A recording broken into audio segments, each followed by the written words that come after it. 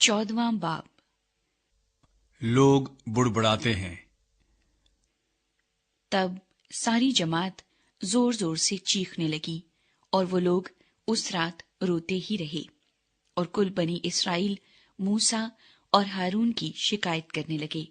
और सारी जमात उनसे कहने लगी, हाय काश हम मिस्र ही में मर जाते, या काश इस बियाबान ही में मरते।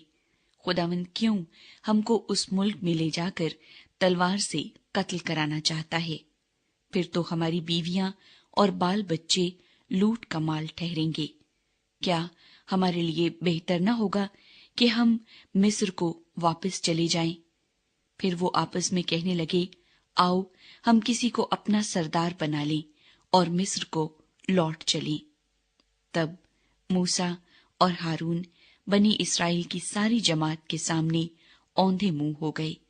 और नून का बेटा यशफा और युफना का बेटा कालिब, जो उस मुल्क का हाल दरियाफ्त करने वालों में से थे, अपने अपने कपड़े फाड़कर बनी इस्राएल की सारी जमात से कहने लगे कि वो मुल्क जिसका हाल दरियाफ्त करने को हम उसमें से गुजरे निहायत अच्छा मुल्क है।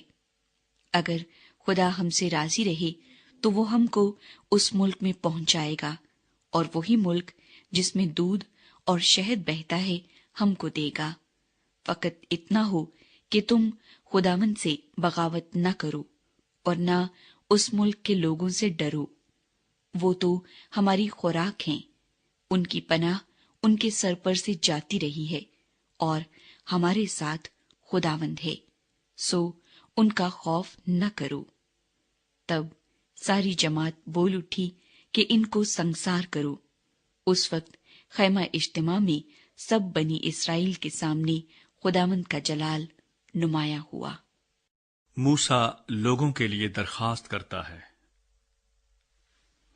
और खुदावंद ने मूसा से कहा कि ये लोग कब तक मेरी तौहीन करते रहेंगे, और बावजूद उन सब मोजज़ों के जो मैंने इनके दरमियान किए हैं, कब तक मुझ पर ईमान नहीं लाएंगे। मैं इनको वबा से मारूंगा और मीरास से खारिज करूंगा, और तुझे एक ऐसी कौम बनाऊंगा जो इनसे कहीं बड़ी और ज्यादा जोरावर हो। मूसा ने खुदावंद से कहा, तब तो मिस्री जिनके बीच से तू इन लोगों को अपने जोरे बाजू से निकाल ले आया, ये सुनेंगे और उसे इस मुल्क के बाशिंदों को बताएंगे। उन्होंने सुना है कि तू जो खुदावंद है इन लोगों के दरमियान रहता है, क्योंकि तू आए खुदावंद सरीह तौर पर दिखाई देता है, और तेरा अबर इन पर साया किए रहता है, और तू दिन को अबर के सतून में और रात को आग के सतून में होकर इनके आगे आगे चलता है। बस अगर तू इस कौम को एक अकेले आदमी की तरह जान से मार डाले, तो वो कौमें जिन्होंने तेरी शोहरत सुनी है कहेंगी कि चूंकि खुदावंद इस कौम को उस मुल्क में जिसे उसने इनको देने की कसम खाई थी पहुंचा न सका, इसलिए उसने इनको बियाबान में हलाक कर दिया।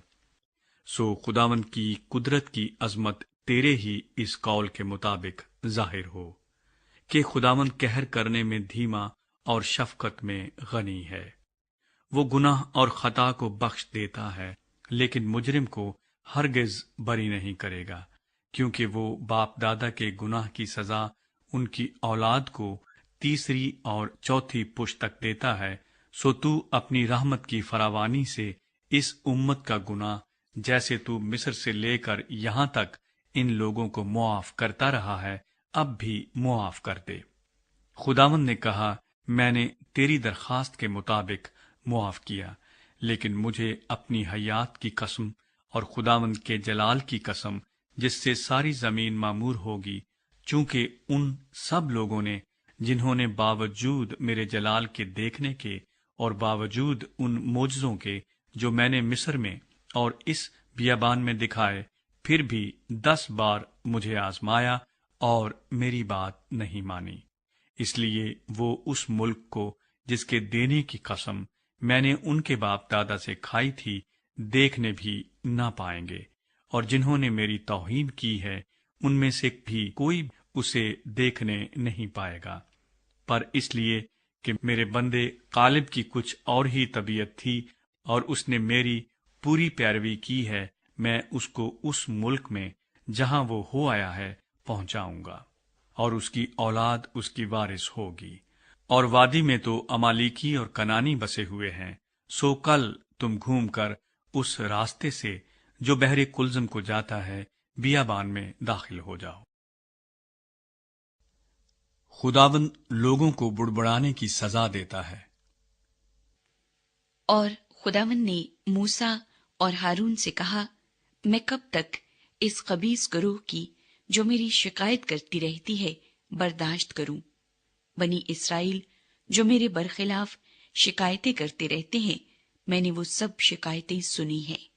سو تم ان سے کہہ دو، خداوند کہتا ہے، مجھے اپنی حیات کی قسم ہے کہ جیسا تم نے میرے سنتے کہا ہے، میں تم سے ضرور ویسا ہی کروں گا۔ تمہاری لاشیں اسی بیابان میں پڑی رہیں گی، اور تمہاری ساری تعداد میں سے، یعنی 20 برس سے لے کر اس سے اوپر اوپر کی عمر کے تم سب جتنے گنے گئے اور مجھ پر شکایت کرتے رہے، ان میں سے کوئی اس ملک میں جس کی بابت میں نے قسم کھائی تھی کہ تم کو وہاں بساؤں گا جانے نہ پائے گا، سوا یفنا کے بیٹے کالب اور نون کے بیٹے یشوا کے۔ اور تمہارے بال بچے جن کی بابت تم نے یہ کہا کہ وہ تو لوٹ کا مال ٹھہریں گے، ان کو میں وہاں پہنچاؤں گا، اور جس ملک کو تم نے حقیر جانا وہ اس کی حقیقت پہچانیں گے۔ اور تمہارا یہ حال ہوگا کہ تمہاری لاشیں اسی بیابان میں پڑی رہیں گی، اور تمہارے لڑکے بالے 40 برس تک بیابان میں آوارہ پھرتے اور تمہاری زنا کاریوں کا پھل پاتے رہیں گے، جب تک کہ تمہاری لاشیں بیابان میں گل نہ جائیں۔ ان 40 دنوں کے حساب سے جن میں تم اس ملک کا حال دریافت کرتے رہے تھے، اب دن پیچھے 1 برس یعنی 40 برس تک تم اپنے گناہوں کا پھل پاتے رہو گے۔ تب تم میرے مخالف ہو جانے کو سمجھو گے۔ میں خداوند یہ کہہ چکا ہوں کہ میں اس پوری خبیث گروہ سے جو میری مخالفت پر متفق ہے قطعی ایسا ہی کروں گا۔ ان کا خاتمہ اسی بیابان میں ہوگا اور وہ یہیں مریں گے۔ اور جن آدمیوں کو موسیٰ نے ملک کا حال دریافت کرنے کو بھیجا تھا، جنہوں نے لوٹ کر اس ملک کی ایسی بری خبر سنائی تھی جس سے ساری جماعت موسیٰ پر کڑکڑانے لگی، سو وہ آدمی جنہوں نے ملک کی بری خبر دی تھی خداوند کے سامنے وبا سے مر گئے۔ پر جو آدمی اس ملک کا حال دریافت کرنے گئے تھے، ان میں سے نون کا بیٹا یشوا اور یفنا کا بیٹا کالب دونوں جیتے بچے رہے۔ ملک پر یلغار کی کوشش۔ اور موسیٰ نے یہ باتیں سب بنی اسرائیل سے کہیں، تب وہ لوگ زار زار روئے، اور وہ دوسرے دن صبح سویرے اٹھ کر یہ کہتے ہوئے پہاڑ کی چوٹی پر چڑھنے لگے کہ ہم حاضر ہیں، اور جس جگہ کا وعدہ خداوند نے کیا ہے وہاں جائیں گے، کیونکہ ہم سے خطا ہوئی ہے۔ موسیٰ نے کہا، تم کیوں اب خداوند کی حکم عدولی کرتے ہو؟ اس سے کوئی فائدہ نہ ہوگا، اوپر مت چڑھو، کیونکہ خداوند تمہارے درمیان نہیں ہے، ایسا نہ ہو کہ اپنے دشمنوں کے مقابلے میں شکست کھاؤ، کیونکہ وہاں تم سے آگے امالیکی اور کنانی لوگ ہیں، سو تم تلوار سے مارے جاؤ گے، کیونکہ خداوند سے تم برگشتہ ہو گئے ہو، اس لیے خداوند تمہارے ساتھ نہیں رہے گا۔ لیکن وہ شوخی کر کے پہاڑ کی چوٹی تک چڑھے چلے گئے، پر خداوند کے عہد کا صندوق اور موسیٰ لشکرگاہ سے باہر نہ نکلے۔ تب امالیکی اور کنانی جو اس پہاڑ پر رہتے تھے ان پر آ پڑے اور ان کو قتل کیا، اور ہرما تک ان کو مارتے چلے آئے۔